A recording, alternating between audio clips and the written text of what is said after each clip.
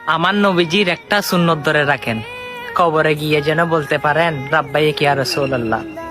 আপনি বলতে পারবেন ইয়া রাসূলুল্লাহ, আমার বন্ধুরা ডিজে গানের মধ্যে গিয়েছিল, আমি ওয়াজ মাহফিলের মধ্যে গিয়েছি আপনার সুন্নত বজায় রাখার জন্য।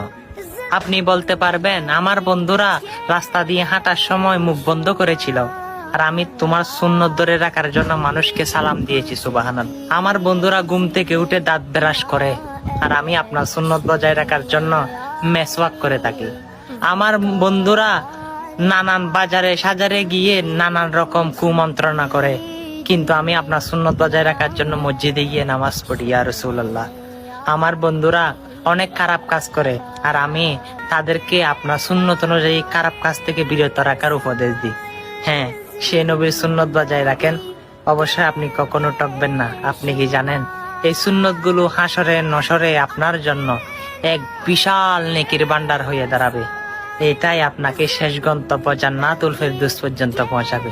আমার প্রিয় নবীজি বলে, যে আমাকে ভালোবাসলো সে আমার সুন্নতকে ভালোবাসলো, যে আমাকে সুন্নতকে ভালোবাসলো সে আমার সাথে জান্নাতে থাকবে ইয়া রাসূলুল্লাহ সাল্লাল্লাহু আলাইহি সাল্লাম। আপনি তো শুনেছেন, না হয় আমার প্রিয় নবীজির সুন্নত গুলো সকল মুসলমানের কাছে জোরের গতিতে শেয়ার করে দেন।